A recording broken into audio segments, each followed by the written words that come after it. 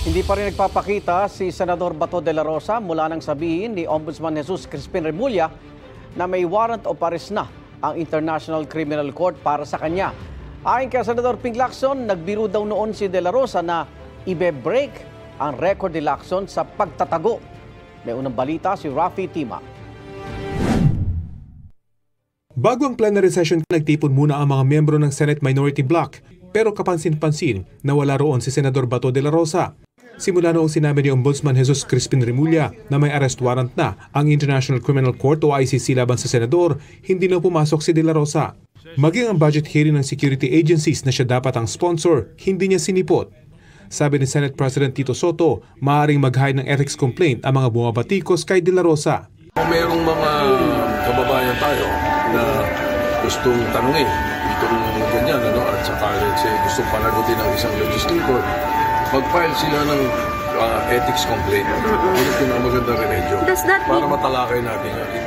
Pero kahit hindi pumapasok, operational pa rin daw ang opisina ni de la Rosa at hindi magkaka-budget cut. Kinumpirma rin ni Soto na hindi applicable sa mga senador ang no work, no pay policy. Hindi. Walang ganong rule sa mga legislators Opo. In any of our rules or even in the Constitution. Ayon kay Soto, hindi pa nakikipag-ugnayan sa kanya si de la Rosa. Si Senador Ping Lacson, nakausap daw sa kanilang group chat si de la Rosa 2 linggo na ang nakakaraan. Nagbiro pa nga raw si de la Rosa na ibibreak niya ang record ni Lacson. Nag-chat group kami. Sabi ko, kinukumusta ko? Sabi niya, ibibreak niya raw yung record ko sa pagtatago. That's his decision, ano? Kung ayaw niya mag-present yung sarili niya, leave it up to him. I cannot advise him because I was there. Been there, done that. Tingin naman ni Senate Minority Leader Alan Peter Cayetano, dapat bigyan ng gobyerno ng assurance si de la Rosa na magkakaroon ng due process. Personal kong pananaw, hindi pa namin pinag-uusapan ng buong minority. Yung gobyerno dapat i-assure si Senator Bato na mayroong proseso. Diba?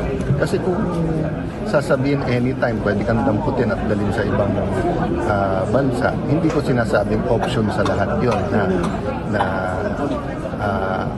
huwag magpakita. But when your life or liberty is threatened, you really think of options. So yun yung option niya. Nauna nang hiniling ng kapo ni de la Rosa sa Korte Suprema na mag-issue ng temporary restraining order para pigilan ang arrest warrant sa kanya ng ICC.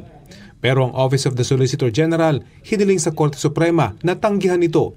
Sabi ng OSG, hindi raw nakapagpakita si de la Rosa ng aktual na kaso at hindi rin umano nito natukoy ang anumang legal question na maaaring aksyonan ng Korte. Hypothetical lamang daw ang issue at inuunahan lamang daw nito ang gobyerno para hindi siya maaresto. Naghain din ng OSG ng manifestation para muling irepresenta sa korte ang mga opisyal ng gobyerno na inireklamo kaugnay ng pag-aresto kay dating Pangulong Rodrigo Duterte. Ang OSG ay pinamumunuan ngayon ni Solicitor General Darlene Berberabe. Sa ilalim noon ni dating Solicitor General Minardo Guevara, tinanggihan ng OSG na maging abogado ng mga opisyal ng gobyerno sa paniwalang walang jurisdiksyon ng ICC sa Pilipinas.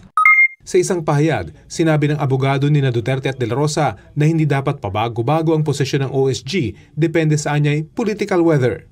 Yan ang unang balita. Rafi Tima para sa GMA Integrated News.